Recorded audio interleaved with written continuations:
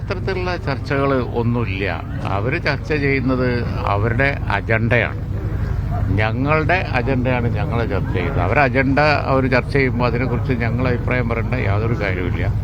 UDFനെ സംബന്ധിച്ചിടത്തോളം ഞങ്ങളിപ്പോൾ വളരെ ഭദ്രമായ കെട്ടുറപ്പോടുകൂടി അച്ചടക്കത്തോടുകൂടി ഞങ്ങൾ ഒറ്റക്കെട്ടായി മുന്നോട്ട് പോയിക്കൊണ്ടിരിക്കുകയാണ്. മാത്രമല്ല, രാജ്യത്തെ ഗുരുതരമായ ഗൗരവമുള്ള പല പ്രശ്നങ്ങളും ഞങ്ങൾ ടേക്കപ്പ് ചെയ്തുകൊണ്ടിരിക്കുകയാണ്. അതിൻ്റെ ഇടയിൽ ഒരു കൺഫ്യൂഷൻ ഉണ്ടാക്കുന്ന ഇത്തരം ചർച്ചകൾ നിങ്ങൾ ഇപ്പോൾ അത് വലിയ വിഷയമാക്കി കൊണ്ടുവരേണ്ട കാര്യമില്ല. അവർ ചർച്ച ചെയ്യുന്ന അവരുടെ അജണ്ടയാണ്. അത് ചർച്ച ചെയ്യാനുള്ള അധികാരം അവർക്കുണ്ട്. ഞങ്ങൾക്കിപ്പോൾ അങ്ങനെ ഒരു അജണ്ട ഇല്ല. നിങ്ങളിനി അതിൻ്റെ മുകളിൽ ഫർദർ കൺഫ്യൂഷൻ ഉണ്ടാക്കണ്ടെന്ന് വിചാരിച്ചിട്ടാണ് ഞാൻ ക്ലാരിറ്റിയോട് കൂടി പറയുന്നത്. അല്ലെ ഞാൻ വല്ല തമാശയും പറഞ്ഞ് ഒഴിവാക്കുകയും.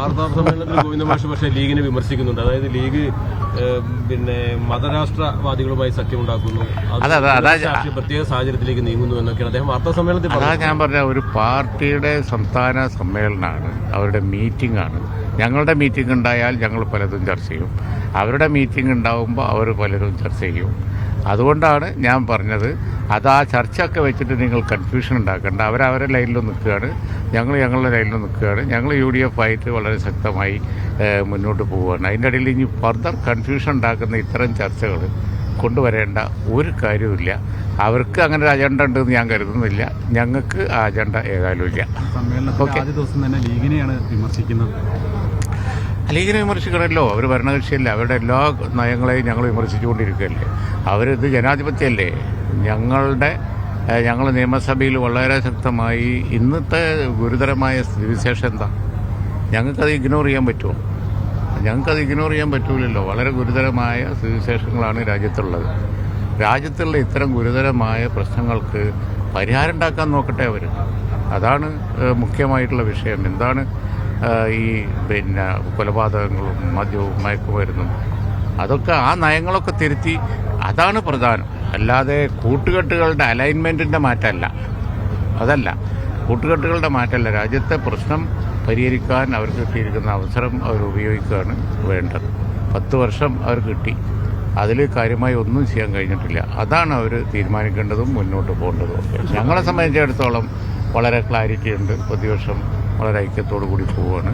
ഞങ്ങളെ ഇലക്ഷനിലേക്ക് കടക്കാനുള്ള പരിപാടികളായിട്ട് മുന്നോട്ട് പോകണം. അതിൻ്റെ ഇടയിൽ കൺഫ്യൂഷൻ ഉണ്ടാക്കുന്ന ചർച്ചകൾ, അവരുടെ ഇടയിൽ ഒരു ചർച്ച നടക്കുന്നുണ്ട് എന്ന് പറഞ്ഞ് അവിടുന്ന് ചോർന്നു വന്നു എന്നും പറഞ്ഞ് നിങ്ങളുണ്ടാക്കുന്ന വാർത്ത, അതിനെപ്പറ്റി അഭിപ്രായം പറയേണ്ട യാതൊരു ഉത്തരവാദിത്വവും ഞങ്ങൾക്കില്ല, പറയില്ല. മുഖ്യമന്ത്രി ദേശാഭിമാനി ലേഖനത്തിൽ പറയുന്നുണ്ട്, കോൺഗ്രസിന്റെ വാക്കൊരു വഴിക്കും പ്രവൃത്തി മറ്റൊരു വഴിക്കണം, ഇത് ലീഗ് ആലോചിക്കണമെന്നുള്ളത്. അല്ല, ഞങ്ങൾ ആലോചിച്ചിട്ട് എന്താ കാര്യം? ഇന്ത്യ രാജ്യത്തെ പ്രശ്നമാണല്ലോ അദ്ദേഹം പറയുന്നത്. ഇന്ത്യ രാജ്യത്ത് ഉള്ള പാർട്ടിയെ അല്ലേ ഞങ്ങൾ കണക്കിലെടുക്കുക. രാജ്യത്തെ ദേശീയ പ്രശ്നങ്ങളിലാണ് കോൺഗ്രസ് ഒരു നയം എടുക്കുന്നതിന് അവർ വിമർശിക്കുന്നത്. അവർക്ക് വിമർശിക്കാം. പക്ഷേ അവരുടെ നയത്തെ മാത്രം ആശ്രയിച്ച് പോയാൽ അവർ ഉണ്ടായിട്ട് വേണ്ടേ?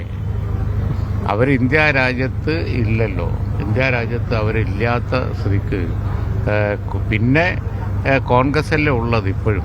ദേശീയ തലത്തിൽ മറ്റുള്ള പാർട്ടികളൊക്കെ ഓരോ സംസ്ഥാനങ്ങളിൽ ഒതുങ്ങുന്നതല്ലേ. തൃണമൂലാണെങ്കിൽ ബംഗാളിലാണ്, അതുപോലെ തന്നെ മറ്റു പാർട്ടികൾ ഓരോ സ്ഥലത്താണ്. ദേശീയ തലത്തിൽ നോക്കുമ്പോൾ ഇപ്പോഴും ഗൗരവത്തിലെടുക്കേണ്ടത് കോൺഗ്രസിനെ തന്നെയാണ്. ആ കോൺഗ്രസിനെയാണ് അവരും ഗൗരവത്തിലെടുക്കുന്നത്. യാതൊരു സംശയമില്ല. അവർക്ക് എന്താ ഓപ്ഷൻ? അവർക്കും ഓപ്ഷൻ ഇല്ലല്ലോ. പറയാന്നല്ലാതെ പ്രാക്ടിക്കലായിട്ട് കോൺഗ്രസ് മാത്രമേ ഒരു ആൾട്ടർനേറ്റ് ദേശീയ തലത്തിലുള്ളൂ. അതിനെ എല്ലാവരും ശക്തിപ്പെടുത്തിയാണ് ലോക്സഭയിൽ നിൽക്കുന്നത്. ലോക്സഭയുടെ പുറത്തും അത് തന്നെയാണ് വഴി. അതിനെന്തെങ്കിലും ഒരു വീക്ക്നെസ് വരുമ്പോൾ നമ്മൾ അതിൽ കൂടുതൽ ഫർദർ വീക്കാക്കുന്ന പരിപാടി ഇല്ലാതെ എല്ലാവരും ഒറ്റക്കെട്ടായി നിന്ന് മുന്നോട്ട് പോവുകയാണ്. അഖിലേന്ത്യാ അടിസ്ഥാനത്തിൽ അവരും നിൽക്കണം കോൺഗ്രസിൻ്റെ കൂടെ. മുൻപത്തെ പോലെ തന്നെ ജമാഅത്ത് ഇസ്ലാമി SDP ആയിട്ട് ലീഗ് കൂട്ടുവിടുന്നുവെന്നാണ് സംസ്ഥാന സമ്മേളനത്തിൻ്റെ ഒരു വിമർശനം വരുന്നത്. അല്ല, ഞങ്ങൾ കൂട്ടുകൂടുന്നില്ല എന്നുള്ളത് പറഞ്ഞു കഴിഞ്ഞല്ലോ. പിന്നെ ഏത് കൂട്ട് എന്ത് എന്നുള്ളതൊന്നും എല്ലാവരും പ്രഖ്യാപിച്ചിട്ടുമില്ല. അവരൊന്നും പറഞ്ഞിട്ടില്ലല്ലോ. പിന്നെന്താ? അപ്പോൾ അതുകൊണ്ട് ഞങ്ങളുടെ കൂട്ടുകെട്ട് എന്നുള്ളത് ഞങ്ങൾ UDF ആണ്. പിന്നെ രാജ്യത്തെ പൊതുസ്ഥിതിയിൽ അവർക്കെതിരായ അഭിപ്രായം പറയുന്നവരൊക്കെ ഞങ്ങളെ കൂട്ടാന്ന് പറഞ്ഞാൽ ശരിയാവുമോ? അത് ശരിയാവില്ലല്ലോ.